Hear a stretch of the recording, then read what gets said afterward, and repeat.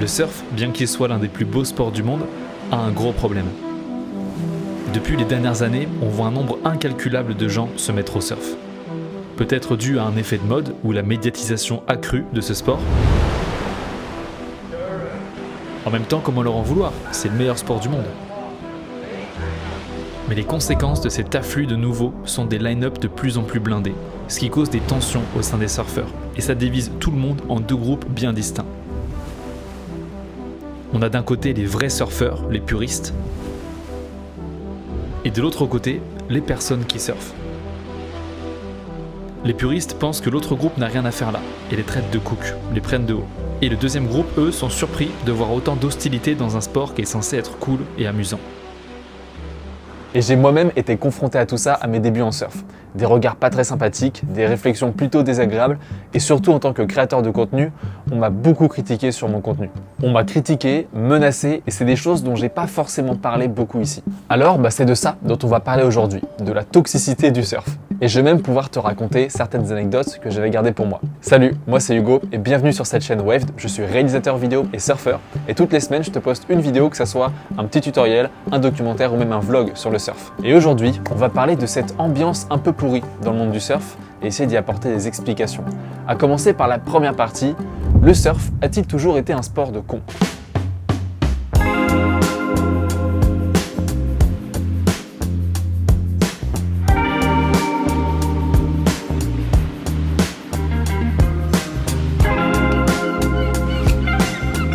Pour comprendre toutes ces tensions autour de ce sport, il faut comprendre sa nature.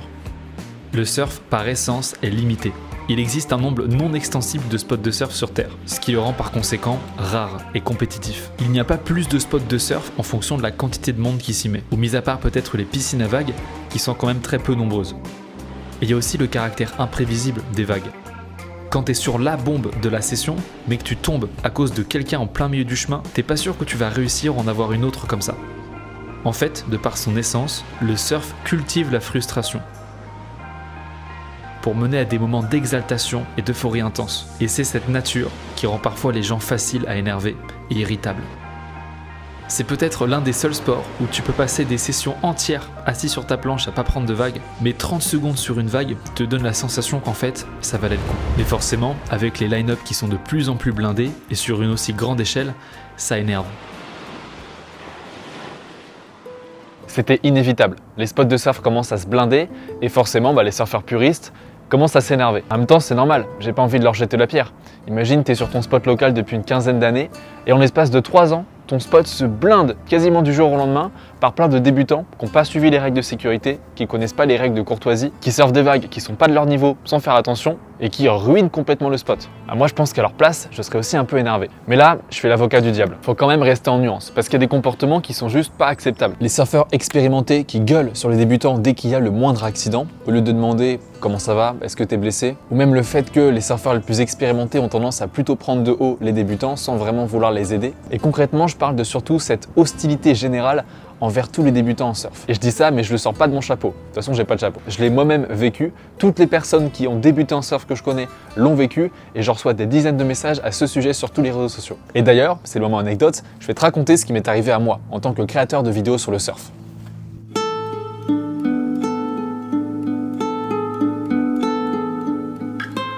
Ça fait quasiment 3 ans que je poste des vidéos sur le surf. J'ai posté des tutoriels pour apprendre aux débutants des petits conseils que je pouvais donner. J'ai filmé plein de sessions de surf sans prétention. J'ai fait beaucoup de documentaires à ce sujet-là. Et bien entendu, la vaste majorité des commentaires sont très positifs. Je reçois beaucoup d'encouragement de la part de beaucoup de gens. Mais sur tout ce que je fais, en tout temps, quasiment depuis le début, il y a toujours une base de vrais surfeurs puristes qui m'insultent. Que ce soit des gens qui me disent que je suis un sale cook, que j'ai rien à faire là, que je dois arrêter de poster les vidéos. Il y a des gens qui m'envoient des messages énormes qui m'expliquent par A plus B pourquoi je n'ai pas le droit de donner quelconque conseil en surf. Il y a aussi des moqueries sur le fait que je n'ai pas un niveau de surfeur professionnel et concrètement j'ai l'impression que c'est un peu une espèce de bataille d'ego. Selon l'opinion des gens qui m'insultent comme ça, pour avoir le droit de poster des vidéos sur internet, il faut être forcément un pro surfeur pour être assez légitime de parler de surf. Mais oui, mais le problème c'est que les pro surfeurs, ça parle pas à tout le monde. La majorité des gens sont pas du tout des pro surfeurs et ont certainement pas envie de le devenir. Et c'est pour ça que moi à l'origine j'ai créé Waved. C'est pour faire des vidéos pour les débutants et les intermédiaires. Mais c'est fou de voir qu'il y a quand même toujours cette base de vrais surfeurs puristes qui vont être là à essayer de rabaisser mon contenu, montrer que je suis illégitime et me demander d'arrêter de faire ce que je fais. Et je me souviens d'ailleurs à un moment, j'avais posté une vidéo qui avait fait beaucoup polémique sur mon Instagram. C'était un petit tutoriel gratuit que j'ai posté sur Insta où j'apprenais aux débutants à passer la barre avec une grosse planche. Passer la barre pour aller au line-up avec une longboard peut s'avérer difficile. Et j'ai eu le malheur dans cette vidéo de dire une longboard au lieu de un longboard. Et ce petit détail, ça a réveillé tous les puristes, tous les vrais surfeurs qui sont venus m'insulter en commentaire, qui ont pas mal commenté ce sujet-là, mais qui a contribué à faire exploser cette vidéo. J'ai fait quasiment 200 à 300 000 vues. Tout ça pour te dire que c'est des gens qui vont attendre la moindre petite faille, la moindre petite brèche pour s'engouffrer dedans et t'insulter et trouver n'importe quoi à redire sur ton contenu. Pourtant, mes vidéos sont 100% gratuites, sans prétention, et je reçois même des centaines de messages de gens qui me disent que ces vidéos-là les ont aidés. Mais je suis pas le seul à voir ce genre de phénomène. Si tu suis sur Instagram des gens qui font des vidéos de surf, tu dois sûrement connaître le compte de Thibaut qui s'appelle Surf Progress. C'est un pote à moi que j'ai pu rencontrer ici dans le sud. Et lui qui doit avoir peut-être 80 000 abonnés sur Instagram, je lui ai posé la question, est-ce que toi aussi Thibaut, t'as des gens comme ça qui sont pas très cool et qu'est-ce que tu penses de la communauté surf en général? Et voilà ce qu'il m'a répondu. Donc je rebondis par rapport à ce que disait Hugo. On a parlé tous les deux, on a discuté, on a vu qu'on avait beaucoup d'expériences similaires, notamment sur les remarques. On a, donc pas au quotidien, mais ça arrive, qui sont très négatifs, qui peuvent même partir dans la haine, qui sont souvent assimilés à des niveaux. C'est pas un débutant qui va venir te critiquer, qui va venir dire que tu fais de la merde et qui va te demander d'arrêter. C'est ni un intermédiaire et c'est plutôt des gens qui ont un niveau assez confirmé, mais une ouverture d'esprit un peu fermée. Pour parler un peu de mon expérience, c'est vrai que dans les débuts, j'ai eu des commentaires et des vocaux très haineux qui m'ont beaucoup surpris. C'est là que j'ai vu qu'il y avait trois types de personnes un petit peu dans le monde du surf. Donc t'as les débutants qui sont super heureux de surfer, qui comprennent pas trop et qui font des erreurs, etc. et qui se sentent des fois pas acceptés. Et on a les intermédiaires qui eux se font accepter dans l'eau et qui viennent justement aider les débutants parce qu'ils sont passés par là. Et on a les gens qui ont un bon niveau, souvent qui surfent depuis un moment, voire qui sont nés dans le surf, qui eux n'acceptent pas les débutants et ils n'acceptent pas aussi le type de contenu que je fais et que Hugo fait. Je pense que ça va saturer les spots, que ça va forcer les gens, que ça va les pousser à se mettre au surf et du coup il y aura pas assez de vagues pour eux. Je pense pas, au contraire, je pense que ça permet d'apprendre aux gens à comment se comporter, le respect, l'ambiance, etc., etc. Pour rajouter aussi un peu de positif, c'est que j'ai des pros qui me suivent, pros aussi qui suivent Hugo, meilleur coach français de surf qui me suivent, qui me soutiennent. DJ Peter, Philippe Malvaux, j'ai des pros comme Jorgan Cousinet, comme Barton Lynch, Bruce Iron, voilà. C'est jamais les meilleurs qui te critiquent, c'est toujours ceux qui ont un problème d'existence ou d'infériorité ou qui sont pas dans un good mood. Les pros, pas de béven, me suit. Enfin, voilà, à un moment donné, c'est une catégorie de personnes qui font chier, si je peux me le permettre. Et il faut que ça cesse. Ils s'ouvrent un peu plus l'esprit pour justement accepter tout le monde et que l'ambiance devienne de mieux en mieux à l'eau. Allez, youh! Donc je suis pas le seul de voir qu'il y a un espèce de snobisme des surfeurs un peu puristes envers les surfeurs débutants. Et je trouve ça franchement assez triste. Mais alors, on va attaquer la dernière partie de cette vidéo. Est-ce qu'on est condamné à surfer des spots blindés avec des gens aigris qui n'acceptent pas les débutants? Mais juste avant de répondre à cette question, on va partir pour une petite session de surf quand même.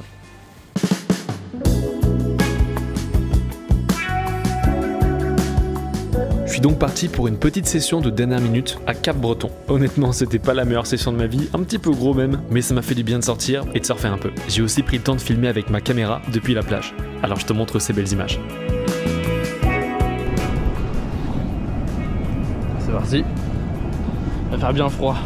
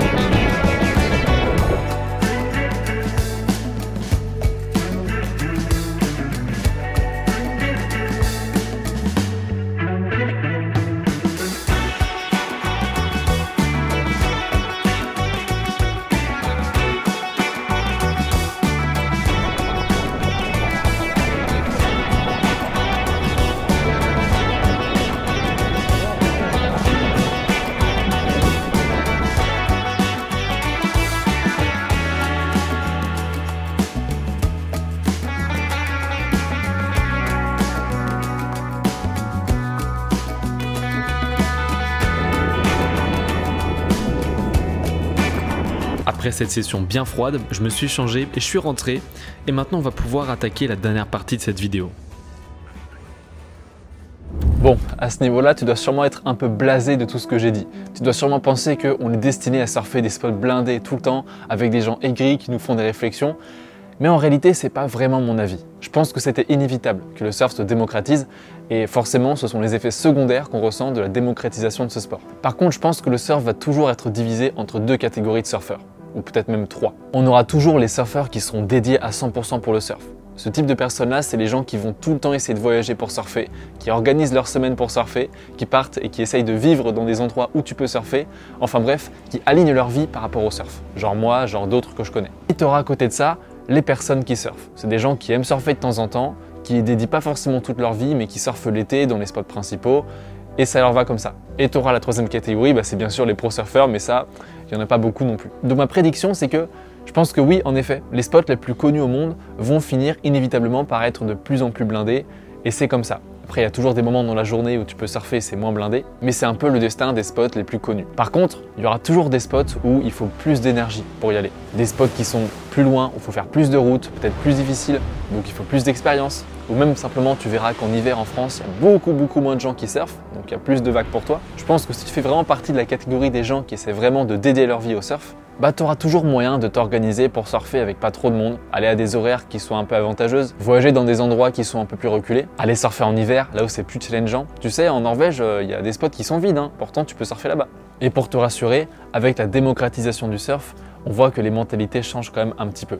Il y aura de moins en moins cette mentalité de surfeur puriste et qui essaie d'à tout prix protéger parce qu'il faut se faire une raison, le surf va se démocratiser, c'est comme ça, on peut rien y faire. Et il y a des gens très cool comme Thibaut de Surf Progress qui lui a vraiment une approche plus pédagogue, qui va pas non plus dévoiler des spots de surf comme ça à un public, mais qui va encourager les débutants à apprendre les bonnes règles de sécurité, à être courtois à l'eau, à essayer d'avoir les bonnes techniques, exactement aussi ce que je fais. Bon, j'espère que je me suis pas trop mis dans la sauce avec cette vidéo et que j'ai vexé personne, c'était pas du tout le but, mais je suis désolé, c'est un phénomène qui est observable, que je ressens, que les gens ressentent, et faut en parler, je trouve que c'est important. Faut pas avoir cette démarche de se moquer, de rabaisser les autres et d'essayer de s'élever par rapport à ça, je pense que c'est beaucoup mieux d'avoir une démarche d'encouragement. Bon, écoute, je serais curieux de savoir toi ce que t'en penses. Est-ce que tu as eu des expériences en surf qui sont pas forcément agréables et qui rejoignent un peu tout ce que je dis? Dis-le dans les commentaires ou envoie-moi un message privé. Je serais curieux d'avoir ton retour d'expérience là-dessus. En attendant, j'espère que tu auras kiffé cette vidéo. Si tu débutes en surf et que tu connais pas grand-chose ou que tu as envie de t'y mettre, tu peux recevoir gratuitement le kit de démarrage Waved. Tu t'inscris, c'est le premier lien en description, et pendant une semaine, tu vas recevoir tous les 2 jours une vidéo dans ta boîte mail qui va t'expliquer plein de conseils pour débuter, et ça peut vraiment t'être utile en tant que débutant. Et pour finir, tu peux aussi aller voir cette dernière vidéo là qui s'affiche à l'écran, vidéo que j'ai postée il n'y a pas si longtemps qui parle de la galère du surf. Je pense que ça peut t'intéresser si tu aimes bien les vidéos un petit peu authentiques où je parle de mon expérience sans filtre. Salut et à la semaine prochaine.